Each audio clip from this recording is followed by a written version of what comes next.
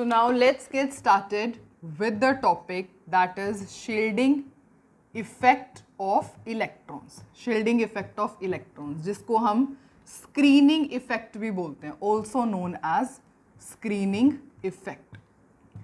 देखो, इसको समझने से पहले आपको दो तीन टर्म्स क्लियर होनी चाहिए. सबसे पहले आपको पता होना चाहिए न्यूक्लियर चार्ज क्या होता है.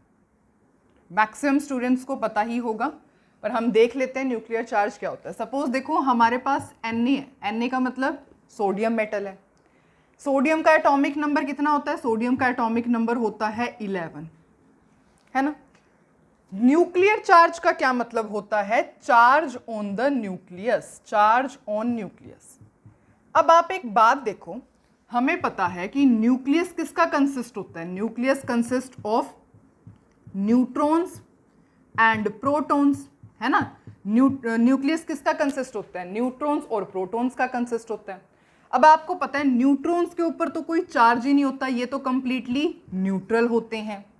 लेकिन प्रोटॉन्स के ऊपर कौन सा चार्ज होता है? पॉजिटिव चार्ज होता है. और प्रोटॉन्स के पॉजिटिव चार्ज की वजह से ही न्यूक्लियस पे कौन सा चार्ज आता है? पॉजिटिव चार्ज आता है. बाकी इलेक्ट्रॉन्स की बात करोगे तो यहां पर शेल्स के अंदर क्या प्रेजेंट होते हैं? इलेक्ट्रॉन प्रेजेंट होते हैं, है ना. ठीक है, तो अब हमने एग्जाम्पल क्या लिया था? सोडियम का. सोडियम का एटॉमिक नंबर 11. इसका मतलब जो उसका न्यूक्लियर चार्ज है, न्यूक्लियर चार्ज ऑफ सोडियम कितना है? 11 है. न्यूक्लियस के ऊपर जो चार्ज है वो कितना है? 11 है. ठीक है. या कोई आपसे पूछे कि सपोज हम क्लोरीन का एग्जाम्पल ले लें, तो क्लोरीन का एटॉमिक नंबर 17, तो इसका न्यूक्लियर चार्ज कितना होगा? क्लोरीन का nuclear charge will B 17. Charge on the nucleus, number of protons कितने होंगे इसके अंदर? 17 होंगे. ठीक है, न्यूक्लियर चार्ज हो गया. ओके, अब एक और टर्म आती है that is effective nuclear charge. Effective nuclear charge, उसको हम स्टडी करने वाले हैं. सबसे पहले हम ये टॉपिक देखते हैं, उसके अंदर हम उसको स्टडी कर लेंगे कि इफेक्टिव न्यूक्लियर चार्ज क्या होता है.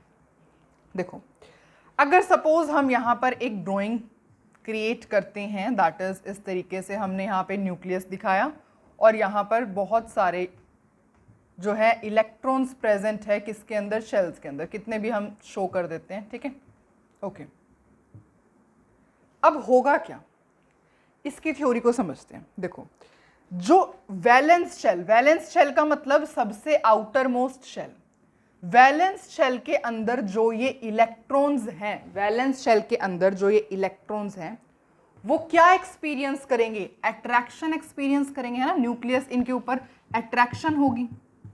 आपको पता है न्यूक्लियस के ऊपर कौन सा चार्ज होता है? Positive charge. इलेक्ट्रॉन्स पर कौन सा चार्ज होता है? Negative charge. तो न्यूक्लियस इन सभी इलेक्ट्रॉन्स के ऊपर अपना कौन सा फोर्स? अट्रैक्टिव फोर्स अप्लाई करेगा, सबको अट्रैक्ट करेगा, है ना. तो जो सबसे आउटर मोस्ट शेल में इलेक्ट्रॉन्स हैं वो भी अट्रैक्शन एक्सपीरियंस करेंगे न्यूक्लियस की. और प्लस में ये क्या एक्सपीरियंस करेंगे? रिपल्शन भी एक्सपीरियंस करेंगे.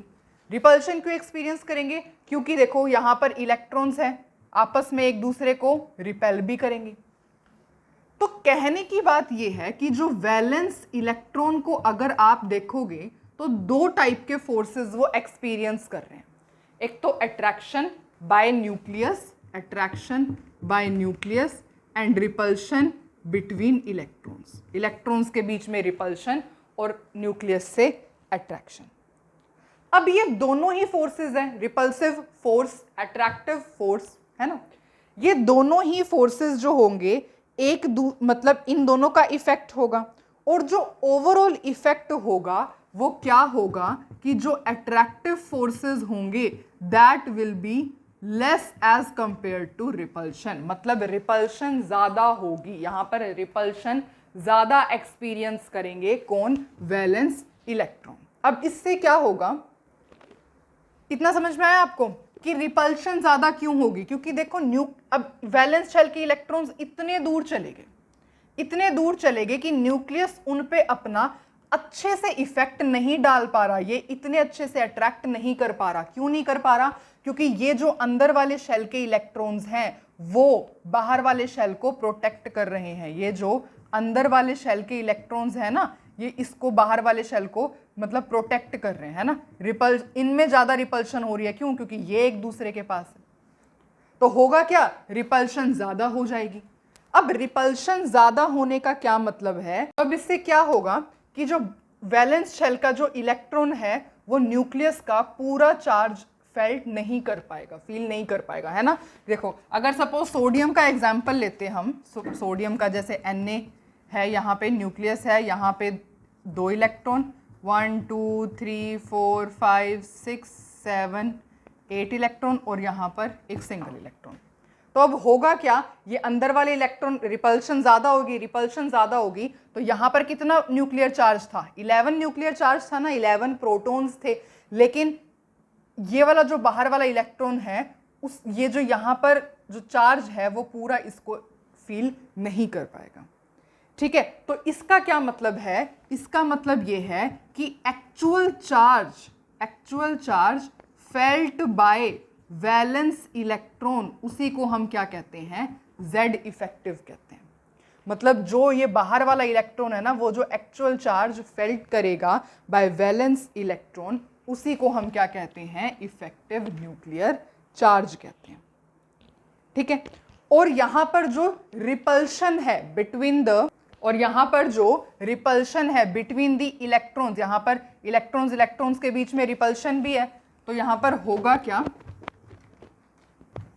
Repulsion felt by valence electron, उसको हम क्या कहेंगे, इज कॉल्ड स्क्रीनिंग इफेक्ट। अब आपको शायद मतलब समझ में आ गया होगा, ठीक है, कि जो एक्चुअल चार्ज, यहां पर चार्ज कम लगेगा, क्यों कम लगेगा, क्योंकि ये वाले जो अंदर वाले इलेक्ट्रॉन्स हैं, ये बाहर वाले इलेक्ट्रॉन को ऐसे स्क्रीन कर रहे हैं, प्रोटेक्ट कर रहे हैं। न्यूक्लियस अपना इतने अच्छे से इफेक्ट नहीं डाल पा रहा इस इलेक्ट्रॉन पर, इस वजह से इसके ऊपर जो चार्ज होगा वो कम लगेगा, और जो एक्चुअल चार्ज ये फेल्ट करेगा that will be known as Z effective. और यहाँ पर जो इन इलेक्ट्रॉन्स के बीच में रिपल्शन है बाय वैलेंस इलेक्ट्रॉन, उसी को हम क्या कहते हैं, स्क्रीनिंग इफेक्ट कहते हैं। तो स्क्रीनिंग इफेक्ट कह लो या फिर शील्डिंग इफेक्ट कह लो, one and the same thing. Overall theory यही होती है कि स्क्रीनिंग का मतलब ये जो इनर शेल वाले जो इलेक्ट्रॉन्स होते हैं, इनर शेल वाले इलेक्ट्रॉन्स एज अ शील्ड काम करते हैं, ऐसे स्क्रीन जो है मतलब स्क्रीन करते हैं ये किसको, इस वाले इलेक्ट्रॉन को, form the effect of nucleus. ऐसे स्क्रीन हो जाएंगे तो न्यूक्लियस अपना इतना अच्छे से इफेक्ट इस इलेक्ट्रॉन पर नहीं लगा पाएगा, इस वजह से इसके ऊपर जो चार्ज फील होगा दैट विल बी लेस, और वो कितना होगा, Z इफेक्टिव होगा। और ये जो रिपल्शन होती है बिटवीन दीज इलेक्ट्रॉन्स, इसी को हम क्या कहते हैं, स्क्रीनिंग इफेक्ट कहते हैं, ठीक है। तो I guess this is clear what is screening effect and what is effective nuclear charge and what is nuclear charge. तो अब इसी से रिलेटेड एक फॉर्मूला बनता है, और वो क्या है, that is Z effective. Z effective का मतलब समझ में आ गया अब आपको, effective nuclear charge will be equal to Z minus में सिग्मा। ये Z क्या है, यहां पर आप लिख सकते हो न्यूक्लियर चार्ज, मतलब मैं यहां पे डाल देती हूं ऐसे, न्यूक्लियर चार्ज माइनस में सिग्मा। अब ये सिग्मा क्या होता है, sigma is known as screening constant, screening constant, sigma is known as screening constant, ठीक है। एक्चुअली होता क्या है, जैसे हमने अभी देखा कि यहां पर जो इलेक्ट्रॉन है उसके ऊपर कम चार्ज आएगा, है ना, किस में से माइनस करोगे, जो इसका पूरा न्यूक्लियर चार्ज है। सोडियम का एग्जांपल ले रहे थे हम, तो यहाँ पर कितना है, 11 न्यूक्लियर चार्ज है ना इसके ऊपर, सोडियम के ऊपर, सोडियम का न्यूक्लियर चार्ज 11। तो इसमें से जो यहाँ पर इलेक्ट्रॉन्स के बीच में अट्रैक्शन हो रही है, इनको सब्ट्रैक्ट कर दोगे तो आपका इस इलेक्ट्रॉन के ऊपर जो Z इफेक्टिव है वो आ जाएगा, है ना। पूरे न्यूक्लियर जो चार्ज है, न्यूक्लियस चार्ज, इसके ऊपर जितना भी चार्ज है उसको अगर न्यूक्लियर चार्ज में से अगर आप इन इलेक्ट्रॉन्स के बीच में जो रिपल्शन है उसको सब्ट्रैक्ट कर दोगे तो आपका आउटर मोस्ट इलेक्ट्रॉन का Z इफेक्टिव कैलकुलेट हो जाएगा। तो यहाँ से ये फॉर्मूला हमारे पास आता है विच इज क्वाइट इंपॉर्टेंट, ठीक है। एक और बात देखें तो जितने ज़्यादा एक्चुअली इनर शेल्स होते हैं ना, जितने ज़्यादा number of inner shell increases, अंदर वाले शेल्स जितने ज्यादा होंगे, अब बताओ जितने अंदर वाले शेल्स ज्यादा होंगे तो यहाँ पे Z इफेक्टिव कम होगा या ज्यादा होगा? Z इफेक्टिव कम होगा या फिर ज्यादा होगा? ऑफ कोर्स जितने ज्यादा शेल्स, इनर वाले शेल्स होंगे, अंदर वाले शेल्स होंगे तो यहाँ पे स्क्रीनिंग इफेक्ट बढ़ जाएगा, स्क्रीनिंग इफेक्ट विल इंक्रीज, है ना। जितने यहाँ पे सपोज कोई इलेक्ट्रॉन है, जितने ज्यादा इनर शेल्स होंगे तो यहाँ पे क्या होगा? स्क्रीनिंग इफेक्ट बढ़ जाएगा ना, जितने वो स्क्रीन करेंगे, ये स्क्रीन करेगा, ये स्क्रीन, ये इस तरीके से स्क्रीन जो है यहाँ पर बीच में आ जाएगी। तो इसको और इस इलेक्ट्रॉन पर जो न्यूक्लियर चार्ज होगा, इफेक्टिव न्यूक्लियर चार्ज होगा, वो क्या हो जाएगा? कम हो जाएगा। क्यों? क्योंकि number of inner shells increase हुए तो ये जो न्यूक्लियस है ये इस पे अपना ऐसे होगी, स्क्रीन होगी, ये इस पे अपना इफेक्ट बहुत कम डाल पाएगा, जिस वजह से इस इलेक्ट्रॉन पर जो Z इफेक्टिव है दैट विल डिक्रीज। ठीक है, आप ऐसे लिख सकते हो due to decrease in force of attraction between nucleus and electron. इतना समझ में आया? तो this was all about the shielding effect या फिर स्क्रीनिंग इफेक्ट। तो ये हमने पढ़ा स्क्रीनिंग इफेक्ट, शील्डिंग इफेक्ट, इसकी थ्योरी हमें अच्छे तरीके से समझ में आ गई। अब एक स्लेटर्स रूल होता है जिसको हम पढ़ेंगे, पर अभी नहीं। अभी सबसे पहले हम अब स्टडी करते हैं factors effecting effective nuclear charge. देखो, अगर SPDF की बात की जाए तो आपको पता है S की शेप कैसी होती है? स्फेरिकल। ठीक है, P की शेप कैसी होती है? डम्बल। D की ऐसे क्लोवर लीफ लाइक स्ट्रक्चर, और जो F की शेप होती है वो बहुत ही ज़्यादा कॉम्प्लेक्स होती है। ये P की है, ये D की है, एंड जो F की शेप होती है दिस इज कॉम्प्लेक्स। अब आप यहीं से समझ सकते हो कि जो यहाँ पर सबसे ज़्यादा पास न्यूक्लियस के कौन होता है? सबसे पहले S, उसके बाद P, उसके बाद D, उसके बाद F, है ना। तो सबसे ज़्यादा जो क्लोजर है न्यूक्लियस के, जो सबसे ज़्यादा क्लोज है न्यूक्लियस के, दैट इज S, उसका शील्डिंग इफेक्ट बहुत ज़्यादा होगा। P न्यूक्लियस से दूर है तो शील्डिंग इफेक्ट कम हो गया। D न्यूक्लियस से दूर है, उसका और भी कम होगा, और F का तो बिल्कुल नेग्लिजिबल शील्डिंग इफेक्ट हो जाता है। ठीक है, तो यही ऑर्डर आपका इस तरीके से इफेक्टिव न्यूक्लियर चार्ज में भी चलता है। तो अब हम नेक्स्ट फैक्टर की बात करते हैं। जितना ज़्यादा स्क्रीनिंग कांस्टेंट होगा उतना ही कम Z इफेक्टिव न्यूक्लियर चार्ज होगा, है ना। Z इफेक्टिव का क्या फॉर्मूला होता है? डेट इज Z माइनस में सिग्मा। जितना ज़्यादा सिग्मा उतना ही कम Z इफेक्टिव। अगर आप लेफ्ट टू राइट की बात करते हो तो लेफ्ट टू राइट हमें पता है नंबर ऑफ प्रोटॉन्स इंक्रीज होते हैं, है ना। ऐसे होता है lithium, beryllium, boron, carbon, nitrogen, oxygen, है ना। 3, 4, 5, 6, 7, 8 number of proton left to right जा रहे हैं, इंक्रीज हो रहा है। न्यूक्लियर चार्ज भी इंक्रीज हो रहा है, 1 से 1, 1, 1, 1 न्यूक्लियर चार्ज इंक्रीज हो रहा है। देयरफॉर लेफ्ट टू राइट जाने से Z इफेक्टिव भी इंक्रीज होता है। अगर टॉप टू बॉटम की बात की जाए तो नंबर ऑफ शेल्स इंक्रीज कर रहे हैं। नंबर ऑफ शेल्स, जितने ज़्यादा नंबर ऑफ शेल्स होंगे आपको पता है स्क्रीनिंग इफेक्ट उतना ही ज़्यादा होगा। तो कुछ फैक्टर्स होते हैं जिसके बारे में बस आपको पता होना चाहिए। लेफ्ट टू राइट जा रहे हैं तो शील्डिंग इफेक्ट या Z इफेक्टिव का क्या रोल है, टॉप टू बॉटम जा रहे हैं तो स्क्रीनिंग इफेक्ट या शील्डिंग इफेक्ट या फिर Z इफेक्टिव का क्या रोल होगा। और शील्डिंग इफेक्ट की बात की जाए, शील्डिंग इफेक्ट की बात की जाए तो सबसे अच्छा शील्डिंग इफेक्ट कौन देता है? S। क्यों? क्योंकि सबसे पास S होता है न्यूक्लियस के। P थोड़ा सा दूर होता है तो उसका वो इतने अच्छे से स्क्रीन नहीं कर पाता, D और भी ज़्यादा दूर, और F का तो बिल्कुल नेग्लिजिबल शील्डिंग इफेक्ट होता है। तो these are some of the factors जिनके बारे में हमने डिस्कस किया। ठीक है, अब जो है हम पढ़ते हैं नेक्स्ट टॉपिक के बारे में, that is lanthanoid contraction. Lanthanoid contraction, lanthanoid contraction क्या होती है? तो अब हम स्टडी करते हैं about lanthanoid contraction. Lanthanoid contraction, देखो अगर हम जनरली बात करें तो atomic size, just talk about the atomic size, अगर हम देखें तो लेफ्ट टू राइट आपको पता है एटॉमिक साइज डिक्रीज होता है। एटॉमिक साइज के ऊपर मैंने ऑलरेडी वीडियो अपलोड की हुई है। ठीक है, एटॉमिक साइज डिक्रीज होता है लेफ्ट टू राइट। और अगर हम बात करें टॉप टू बॉटम की, top to bottom number of shells बढ़ते चले जाते हैं, ये ऐसे ऐसे ऐसे, साइज और बड़ा होगा, है ना। तो top to bottom size, atomic size increase होता है। दिस वी ऑल नो, है ना। ओके, चलो ये तो हमने पता था। अब थोड़ा सा समझते हैं कि लेंथेनॉइड कॉन्ट्रैक्शन क्या होता है। अगर हम बात करेंगे किसकी, ये 3D सीरीज है, और भी होती है, मैंने सिर्फ इतने ही एलिमेंट्स लिखे हैं, ठीक है। आप औरों का भी एग्जाम्पल ले सकते हैं।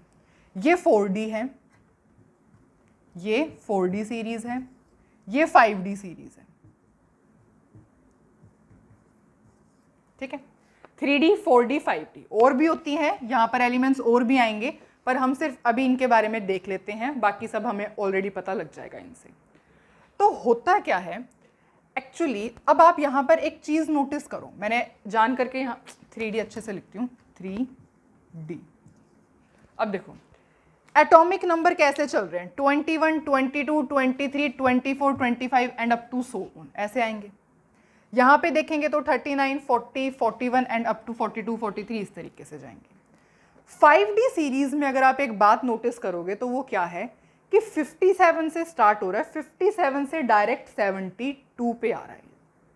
बाकी के एलिमेंट्स कहाँ गए? हमें पता है कि जो 57 के जो बाद के एलिमेंट्स होते हैं 58 से लेकर के 71, वो कहाँ पर आते हैं? They are present in the F block, F block में प्रेजेंट होते हैं, और उनको हम क्या कहते हैं? लेंथेनॉइड्स कहते हैं। ये हमने स्टार्टिंग ऑफ द चैप्टर, जब हमने चैप्टर 3 ये वाला स्टार्ट किया था तभी हमने देख लिया था, है ना, कि यहाँ पर क्या होते हैं, जो यहाँ पे 14 एलिमेंट्स वो कहाँ पर चले जाते हैं? यहाँ एफ ब्लॉक में चले जाते हैं, जिसको हम क्या कहते हैं? लेंथेनॉइड्स। ये पूरी सीरीज को हम लेंथेनॉइड्स कहते हैं। Well done. अब एक्चुअली होता क्या है, आपको पता है, अभी हमने देखा कि लेफ्ट टू राइट अगर हम जाएंगे तो एटॉमिक जो साइज है डिक्रीज होगा, एटॉमिक साइज डिक्रीज होगा। लेफ्ट टू राइट आप चलो, एटॉमिक साइज आपका डिक्रीज हो रहा है ना, ठीक है। तो इसका क्या मतलब है? लेफ्ट टू राइट चलने पे एटॉमिक साइज डिक्रीज हो जाता है। पर एक्चुअली होता क्या है, इस एटॉमिक साइज डिक्रीज होने को हम कहते हैं लेंथेनॉइड कॉन्ट्रैक्शन। अब why a separate word is used, lanthanoid contraction, हमने ये सेपरेट वर्ड क्यों यूज किया?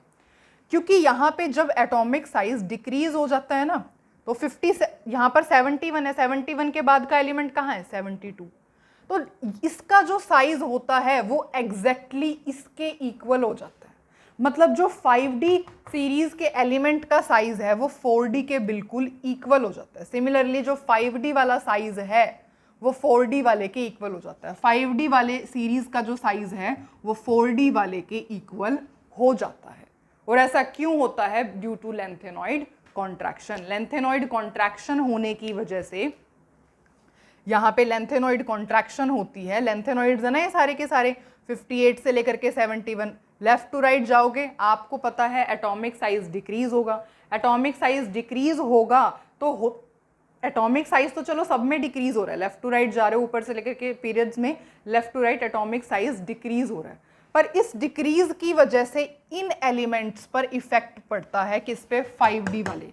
71 के बाद 72, ये 73, 74, 75 and up to so on. तो जो यहाँ पर 5D वाले एलिमेंट्स होते हैं, 5D वाले एलिमेंट्स होते हैं, इनका साइज एग्जैक्टली 4D के बिल्कुल इक्वल हो जाता है। इनका साइज एग्जैक्टली 4D के बिल्कुल इक्वल हो जाता है, 5D का 4D के इक्वल हो जाता है। And the reason behind this is lanthanoid contraction. तो लेंथेनॉइड कॉन्ट्रैक्शन से अगर हम मेजरली बात करें तो यहाँ पर देखो ऐसे ही है ना, 3D मतलब इसका साइज बड़ा है, टॉप टू बॉटम जाएंगे साइज डिक्रीज होना, साइज इंक्रीज होना चाहिए था। अभी हमने देखा था ना टॉप टू बॉटम क्या होता है? Top to bottom size increase होता है। तो टॉप टू बॉटम जा रहे थे, साइज इंक्रीज होना चाहिए था। फिर इनका साइज इक्वल कैसे हुआ? इनका साइज इक्वल इसलिए हुआ because of the lanthanoid contraction. Lanthanoid contraction होने की वजह से जो 4D और 5D वाले एलिमेंट्स का साइज होता है वो एकदम ऑलमोस्ट इक्वल हो जाता है। अब ये आप हमेशा वैलिड लगाओगे पीरियोडिक टेबल के एलिमेंट्स पर एक्सेप्ट ग्रुप 13। और ग्रुप 13 में क्यों नहीं लगेगा? ड्यू टू ट्रांजिशन कॉन्ट्रैक्शन, जिसे हम अभी समझेंगे. What is transition contraction? We are going to study it right now. ठीक है, तो एक्सेप्ट ग्रुप 13 के अलावा 3D टॉप टू बॉटम जा रहे थे, तो साइज वैसे कैसे होना चाहिए था? ऐसे ही होना चाहिए था ना, top to bottom size increase करना चाहिए था, पर इनका साइज इक्वल कैसे आ गया? ऑलमोस्ट इक्वल इसलिए आ गया ड्यू टू लेंथेनॉइड कॉन्ट्रैक्शन. अब ऐसा होता क्यों है? लेंथेनॉइड कॉन्ट्रैक्शन क्यों हुई यहां पर? ठीक है, वो देखते हैं. एक्चुअली होगा क्या, अभी आपने देखा कि शील्डिंग इफेक्ट का ऑर्डर क्या होता है. ये यहां पर न्यूक्लियस है, यहां S P D F, मतलब जो F ऑर्बिटल है उसका शील्डिंग इफेक्ट सबसे कम है, वो बिल्कुल ही शील्ड नहीं कर पाएगी. पुअर शील्डिंग इफेक्ट मतलब कि जो न्यूक्लियस है और जो इलेक्ट्रॉन है उसको वो शील्ड नहीं कर पाएगी, बिल्कुल नेग्लिजिबल इफेक्ट है. तो जो आउटर मोस्ट इलेक्ट्रॉन होगा, यहाँ पे जो इलेक्ट्रॉन होगा वो उस बिल्कुल आराम से न्यूक्लियस स्ट्रांगली उसे अट्रैक्ट कर सकता है ना. Outermost electron get strongly attracted by the nucleus. तो poor shielding effect of F orbital होने की वजह से इतना ज्यादा साइज में डिफरेंस आ जाता है कि जो 5D के एलिमेंट्स होते हैं उनका साइज ऑलमोस्ट 4D के इक्वल हो जाता है. क्यों? क्योंकि F ऑर्बिटल है, F ऑर्बिटल इलेक्ट्रॉन को इतने अच्छे से शील्ड नहीं कर पाएगी, है ना. तो न्यूक्लियस आराम से इस इलेक्ट्रॉन पर अपना इफेक्ट डालेगा, उसको अट्रैक्ट करेगा. साइज क्या होगा? There will be the contraction in size. तो इस वजह से 5D और 4D एलिमेंट्स का साइज ऑलमोस्ट इक्वल हो जाता है except group 13 because of transition contraction, जो अब हम स्टडी करेंगे. So this is about lanthanoid contraction which is very simple. ठीक है, हमें रीजन भी पता लग गया. Poor shielding effect of F orbital की वजह से देयर इज लेंथेनॉइड कॉन्ट्रैक्शन, और लेंथेनॉइड कॉन्ट्रैक्शन होने की वजह से 4D और 5D के एलिमेंट्स का साइज ऑलमोस्ट इक्वल हो जाता है. अब बात करते हैं नेक्स्ट कॉन्ट्रैक्शन की, जिसका नाम है ट्रांजिशन कॉन्ट्रैक्शन. ट्रांजिशन कॉन्ट्रैक्शन जो कि किस पर अप्लाई होती है? ग्रुप 13 के एलिमेंट्स पे. और क्यों होती है वो देखते हैं.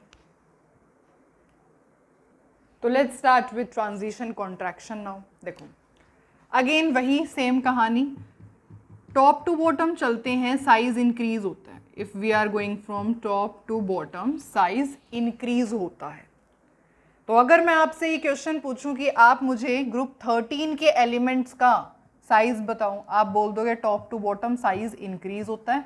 तो सबसे ज़्यादा साइज थेलियम का, उससे कम इंडियम, उससे कम गैलियम, उससे कम एल्यूमिनियम, सबसे कम बोरोन का. पर this is not the order, ये करेक्ट ऑर्डर नहीं है. गैलियम का जो साइज होता है वैसे तो बड़ा होना चाहिए एल्यूमिनियम से, पर यहां पर एक कंडीशन आ जाती है. ये एल्यूमिनियम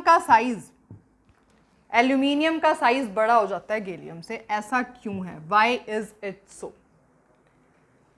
अगर हम देखेंगे पीरियोडिक टेबल के अंदर तो बोरोन एल्यूमिनियम, यहां पे S ब्लॉक है, यहां पे D ब्लॉक है, और यहां आपका आ जाता है राइट साइड P ब्लॉक. ठीक है, तो बोरोन एल्यूमिनियम को अगर आप ध्यान से देखोगे तो S ब्लॉक के डायरेक्ट बाद ये एलिमेंट्स आ रहे हैं, बीच में कुछ नहीं है. देयर इज नो, मतलब यहाँ पे कोई भी एलिमेंट्स नहीं है, कोई D ब्लॉक के एलिमेंट्स नहीं. डायरेक्ट S ब्लॉक के बाद बोरोन एल्यूमिनियम. राइट, ठीक है. पर अगर आप वहीं ग्रुप 13 के, या आपको पता होगा कि ये ग्रुप 13 है, ग्रुप 13 के अंदर थर्ड एलिमेंट पर मूव करते हो तो पहले यहाँ पर S ब्लॉक है, दिस इज S ब्लॉक. उसके बाद ये D ब्लॉक आ गया, उसके बाद ये यहाँ पर P ब्लॉक आ गया. तो गैलियम के अंदर हुआ क्या? एक्चुअली लेफ्ट टू राइट जाने पर यहाँ पर D ऑर्बिटल की फिलिंग हो गई, D ऑर्बिटल की फिलिंग हो गई यहाँ पे. और आपको पता है शील्डिंग इफेक्ट का ऑर्डर, शील्डिंग इफेक्ट का ऑर्डर क्या होता है? सबसे ज्यादा S, उससे कम P, उससे कम D, सबसे कम F, है ना. कहने का क्या मतलब है कि जो D ऑर्बिटल है उसका ओवरऑल पुअर शील्डिंग इफेक्ट है. पुअर शील्डिंग इफेक्ट होने की वजह से हुआ क्या? पुअर शील्डिंग इफेक्ट होने की वजह से जो यहाँ पर आउटर मोस्ट में इलेक्ट्रॉन था वो बिल्कुल न्यूक्लियस के पास अट्रैक्ट होने लगा। क्यों? क्योंकि डी ऑर्बिटल है, डी ऑर्बिटल तो इतने अच्छे से स्क्रीन यहाँ पर नहीं कर पाएगी, इलेक्ट्रॉन को स्क्रीन अच्छे से नहीं कर पाएगी। न्यूक्लियस के पास पूरी पावर है, वो इस इलेक्ट्रॉन को अपनी तरफ अट्रैक्ट करेगा तो साइज विल बी स्मॉल। इसी वजह से गैलियम का साइज अकॉर्डिंग टू रूल ऐसे होना चाहिए था, लेकिन कैसे हुआ? गैलियम का साइज कम हो गया एल्यूमिनियम के कंपैरिजन में। Why is it so? Due to transition contraction. और वो किसकी वजह से हुई? Poor shielding effect of D electron. D electron अच्छे से स्क्रीन नहीं कर पाए, जिस वजह से न्यूक्लियस और इलेक्ट्रॉन के बीच में अच्छे से अट्रैक्शन हुआ, साइज स्मॉल हुआ। ठीक है, तो ये होता है ट्रांजिशन कॉन्ट्रैक्शन। इतना क्लियर है? ठीक है, तो अब तक हम ओवरऑल 3 टॉपिक अपने कंप्लीट कर चुके हैं, shielding effect, lanthanoid contraction and transition contraction. और मुझे नहीं लगता इन तीनों टॉपिक में अब तक आपको कोई डाउट होना चाहिए। अब हम पढ़ते हैं स्लेटर्स रूल के बारे में। शील्डिंग इफेक्ट जैसे मैंने आपको कहा था, एक उसका सब टॉपिक कह सकते हैं हम स्लेटर्स रूल, जो कि हमने अभी तक नहीं किया है। तो देखते हैं कि स्लेटर्स रूल के अकॉर्डिंग क्या होता है। डू नॉट वरी, इजी सा रूल है, उसको कर लेते हैं हम कंप्लीट। अब स्टडी करते हैं स्लेटर्स रूल, ठीक है, सो दैट हमें स्क्रीनिंग कांस्टेंट के बारे में पता लग सके। और अगर हमें स्क्रीनिंग कांस्टेंट के बारे में पता लग जाएगा तो आप Z इफेक्टिव तो बिल्कुल आराम से कैलकुलेट कर सकते हो, है ना। तो यहाँ पे कुछ रूल्स होते हैं। रूल्स तो क्या है, मतलब देयर आर सम वैल्यूज़। जैसे कि सपोज आप NS NP के लिए स्क्रीनिंग इफेक्ट देखोगे तो उसकी वैल्यू होती है 0.35। N-1 के लिए देखोगे तो उसकी वैल्यू होती है 0.85। N-2 के लिए देखोगे तो वैल्यू 1 होती है। सिंगल इलेक्ट्रॉनिक स्पीशीज के लिए कोई, अब जैसे सपोज मैं बात करूं हाइड्रोजन की, इसके पास एक ही इलेक्ट्रॉन है, किसको स्क्रीन करेगा किसको नहीं, है ना। तो यहाँ पे जो स्क्रीनिंग कांस्टेंट की वैल्यू होती है इट इज़ 0। जब तक हम इसे क्वेश्चंस पर अप्लाई नहीं करेंगे हमें समझ में नहीं आएगा। सो सबसे पहले हम केस लेते हैं लिथियम का। सपोज आपको ये कहा जाए कि लिथियम का आप मुझे Z इफेक्टिव कैलकुलेट करके बताओ। Z इफेक्टिव बता दो या फिर आप सिग्मा बता दो, ठीक है, दोनों में से कुछ भी अगर आपको बताना हो तो कैसे बताओगे? अप्लाई करेंगे इन रूल्स को तभी समझ पाएंगे कि इनका मतलब क्या है ना। तो करते हैं स्टार्ट। लिथियम की इलेक्ट्रॉनिक कॉन्फ़िगरेशन, सबसे पहला काम होगा लिथियम की इलेक्ट्रॉनिक कॉन्फ़िगरेशन लिखना, दैट इज 1s2 2s1। अब आपके सामने आंसर आ चुका है। हमेशा आप एक बात ध्यान रखोगे कि जो RHS वाले इलेक्ट्रॉन होते हैं ना, RHS वाले इलेक्ट्रॉन डू नॉट कॉन्ट्रीब्यूट, ये कॉन्ट्रीब्यूट नहीं करते, डू नॉट कॉन्ट्रीब्यूट, ठीक है। सिग्मा के अंदर do not contribute in sigma, आप ऐसे लिख लो। स्क्रीनिंग कांस्टेंट के अंदर RHS राइट हैंड साइड वाले जो इलेक्ट्रॉन्स होंगे वो कॉन्ट्रीब्यूट नहीं करेंगे। क्यों नहीं करेंगे? क्योंकि राइट हैंड साइड में यहाँ पर क्या आ गया, ये तो वैलेंस शेल का इलेक्ट्रॉन है ना। जैसे इनर वाले के 1s2 2s1। अब ये किसी को स्क्रीन थोड़ी कर रहा है, स्क्रीन तो हमेशा इनर वाले इलेक्ट्रॉन्स करते होंगे, है ना। स्क्रीनिंग हमेशा अंदर वाले इलेक्ट्रॉन से होती है, बाहर वाला इलेक्ट्रॉन स्क्रीन थोड़ी करता है। तो इस वजह से राइट हैंड साइड वाला जो इलेक्ट्रॉन होंगे उनको वो सिग्मा में कंट्रीब्यूट नहीं करेंगे। जो अंदर वाले इलेक्ट्रॉन्स होते हैं वही सिग्मा में कंट्रीब्यूट करेंगे। अब स्टार्ट करते हैं।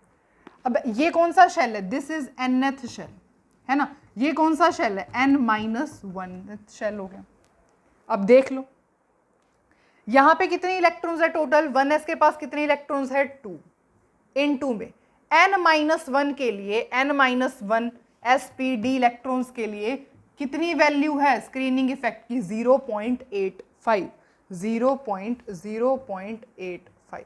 बात खत्म, ठीक है। प्लस में अब ये क्या है? nth shell. nth के लिए ns हो np, उसके लिए वैल्यू क्या है स्क्रीनिंग इफेक्ट की? 0.35, 0.35। इन 2 में क्या आप यहाँ पर 1 लिखोगे? 1 लिखोगे तो आपने मतलब इंक्लूड किया इस इलेक्ट्रॉन को, तो 1 नहीं होगा, 0 होगा। 0 क्यों होगा? बिकॉज हमने अभी देखा कि बाहर वाले इलेक्ट्रॉन पार्टिसिपेट नहीं करते स्क्रीनिंग इफेक्ट में। ठीक है, इसको जब आप सॉल्व करोगे तो the answer you will get will be 1.7 और ये क्या आया है आपके पास? This is the value of your sigma, this is equal to sigma. अब सिग्मा की वैल्यू तो आपने लिथियम के लिए कैलकुलेट कर ली, पर if you want to calculate the value of Z effective, अब सपोज आपको कहा जाए कि आप जेड इफेक्टिव को कैलकुलेट करो, तो Z effective will B Z minus में दिस। कितना न्यूक्लियर चार्ज होता है? लिथियम का एटॉमिक नंबर 3, तो न्यूक्लियर चार्ज भी कितना है? 3 है, 3 माइनस में सिग्मा की वैल्यू आपने अभी कैलकुलेट करी, दैट इज 1.7। तो लिथियम की आपके पास जेड इफेक्टिव की वैल्यू क्या आ जाएगी? 1.3। लिथियम की जेड इफेक्टिव की वैल्यू 1.3। ठीक है, तो इस तरीके से आपको ये अप्लाई करने होते हैं। Let's take another example. अब हम इसको रब कर, अब ट्राई करते हैं हम नेक्स्ट एग्जाम्पल, जैसे कि सपोज ऑक्सीजन का ले। ठीक है, क्वेश्चन है find effective nuclear charge for outer most electron, ठीक है, इन ऑक्सीजन। ऑक्सीजन के अंदर आपको कैलकुलेट करना है। तो सबसे पहले आपको पता है ऑक्सीजन का क्या लिखेंगे? Electronic configuration 1s2 2s2 2p4। ठीक है, उसके बाद ये क्या है? nth, ये क्या है? n-1th। ठीक है, n-1 के लिए, n-1 के लिए क्या वैल्यू होती है सिग्मा की? 0.85। 0.85 इनटू में कितने इलेक्ट्रॉन्स है? 2, तो 2 प्लस में nth के लिए, n के लिए 0.35। 0.35 इनटू में कितने इलेक्ट्रॉन है टोटल? 4 + 2 6 है ना। 6 लिखोगे यहाँ पे, बिल्कुल गलत है। यहाँ पे 6 नहीं आएगा, क्या आएगा? 5 आएगा। और 5 क्यों आएगा? क्योंकि आपको आउटर मोस्ट इलेक्ट्रॉन के लिए, सबसे बाहर वाले इलेक्ट्रॉन के लिए तो कैलकुलेट ही करना है ना। कैसे होते देखो, मतलब एक इलेक्ट्रॉन के लिए तो कैलकुलेट करना ही है। जैसे ये ऑक्सीजन कैसे होगा ना, 1 2 1 2 3 4 5 6 है ना, ये हो गया ऑक्सीजन का। तो एक इलेक्ट्रॉन के लिए तो आपको कैलकुलेट करना ही है जेड इफेक्टिव, तो उसको थोड़ी इंक्लूड करेंगे। तो 4 + 2, वैसे तो यहाँ पर 6 इलेक्ट्रॉन्स आने चाहिए थे, पर आउटर मोस्ट इलेक्ट्रॉन के लिए हमें कैलकुलेट करना है, इस वजह से हमने क्या लिखा यहाँ पर 5। इसको सॉल्व करने के बाद आंसर क्या आएगा? आंसर आएगा 3.45। 3.45। अब 3.45 किसकी वैल्यू आई है? सिग्मा की वैल्यू आई है, पर हमें सिग्मा की वैल्यू नहीं चाहिए, हमें किसकी वैल्यू चाहिए? जेड इफेक्टिव की। We want Z effective. Z effective किसके इक्वल होगा? जेड माइनस में सिग्मा।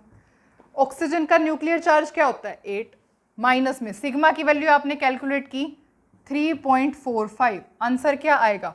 आंसर आएगा आपका 4.55। तो ये ऑक्सीजन की जेड इफेक्टिव की वैल्यू कितनी है? 4.5। सिमिलरली अगर हमें Na की कैलकुलेट करनी हो, सोडियम की कैलकुलेट करनी है सपोज, कैसे करेंगे? क्वेश्चन Na, सबसे पहले electronic configuration 1s2 2s2 2p6 3s1, ये होगी इलेक्ट्रॉनिक कॉन्फ़िगरेशन। इनमें से nth क्या है? nth is this is your nth shell. ये क्या है? n-1th shell. ये क्या है? n-2th shell. स्टार्ट करें। n-2 के लिए सिग्मा की वैल्यू 1, तो ये क्या हो जाएगा? 1 इनटू में कितने इलेक्ट्रॉन्स है? 2, तो 2। ठीक है, ओके।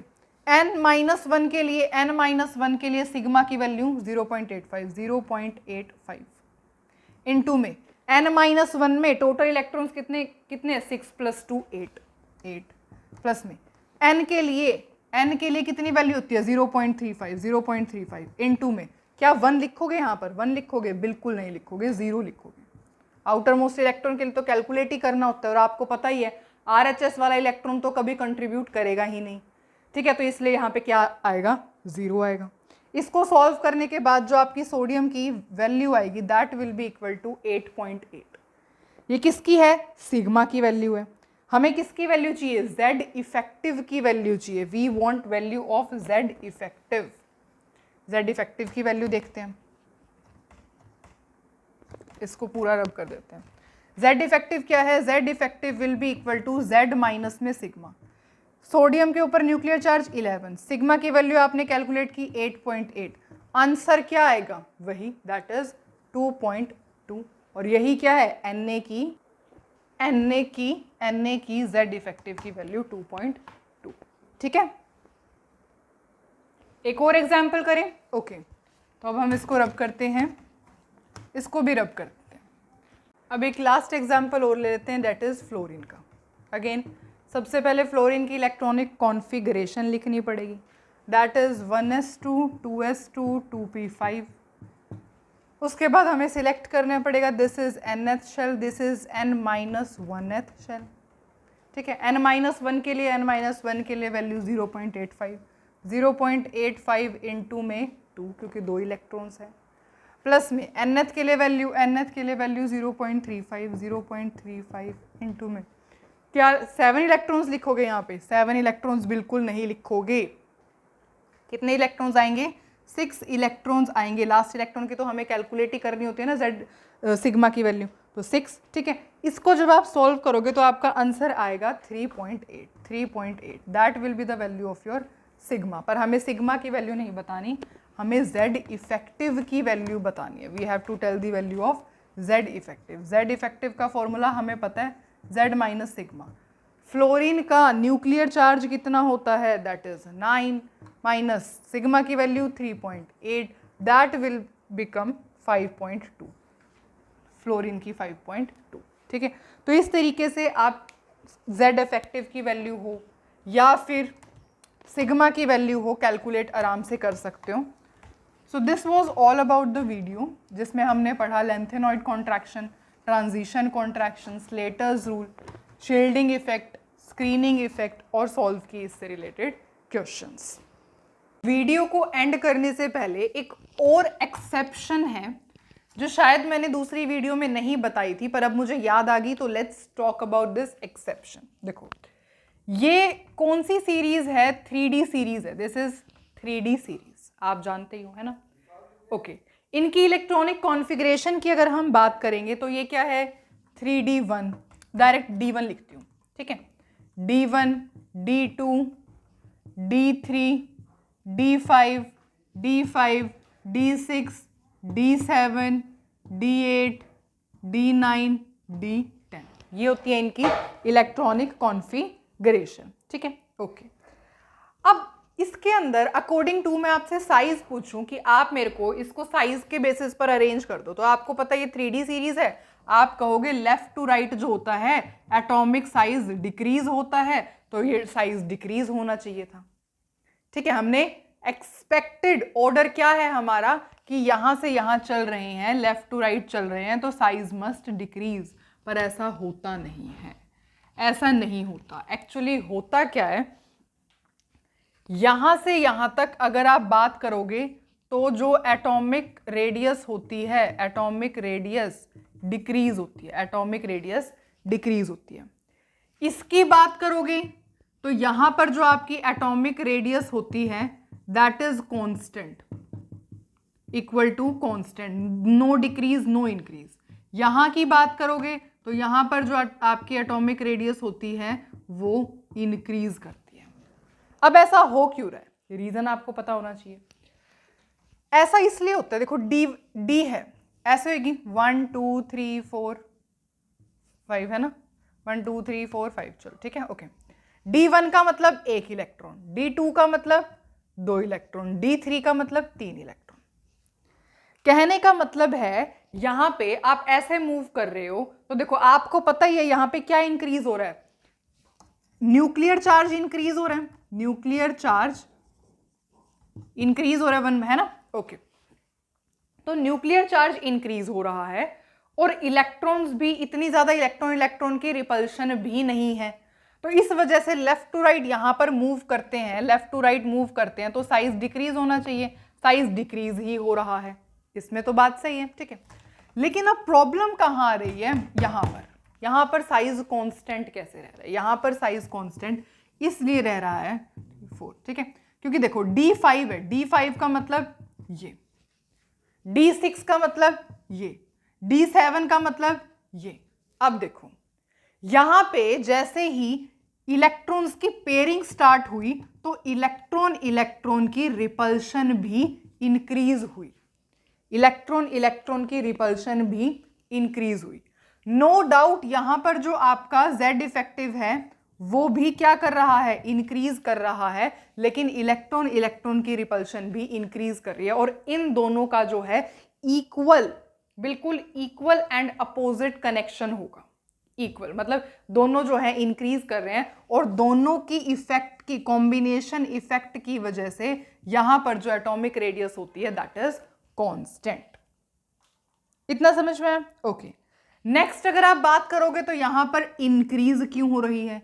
अब 8 का मतलब है ये, 9 का मतलब है ये, 10 का मतलब है ये, कितनी ज्यादा इलेक्ट्रॉन इलेक्ट्रॉन रिपल्शन होगी, so much electron electron repulsion. और इलेक्ट्रॉन इलेक्ट्रॉन की रिपल्शन जब इतनी ज्यादा है तो साइज तो इंक्रीज होगा ही, साइज इंक्रीज होगा, इलेक्ट्रॉन इलेक्ट्रॉन की रिपल्शन ज्यादा होगी तो, ठीक है। तो अगर अब आपको इसे ऑर्डर में अरेंज करने के लिए कहा जाए, एक्चुअली यहां पे D9 नहीं होती, D10 होती है, इसकी D10 होती है, गलत लिखा होता D10, ठीक है, ओके। तो अगर आपको अब ऑर्डर में अरेंज करने को कहा जाए कि आप हमें साइज के ऑर्डर पे अरेंज करके बताइए, इसका आंसर क्या रहेगा, तो अब आप आसानी से अरेंज कर सकते हैं, है ना। सबसे पहले scandium, titanium, vanadium, atomic radius decrease होनी चाहिए, डिक्रीज ही हो रही है। उसके बाद अगर बात की जाए क्रोमियम, Mn, Fe, Co, इनकी बिल्कुल ऑलमोस्ट इक्वल है। इक्वल क्यों है? इलेक्ट्रॉनिक इलेक्ट्रॉनिक रिपल्शन इतनी ज़्यादा है, ठीक है।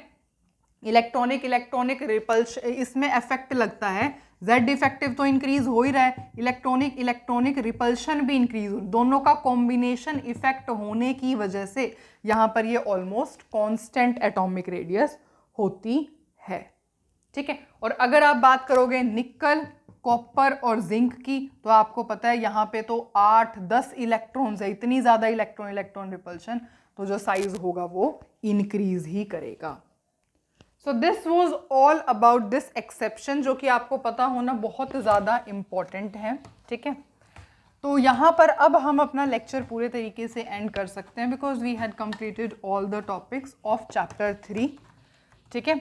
पूरा चैप्टर 3 मैं ऑलरेडी इस चैनल पर अपलोड कर चुकी हूँ। अब हम मिलेंगे नेक्स्ट वीडियो में।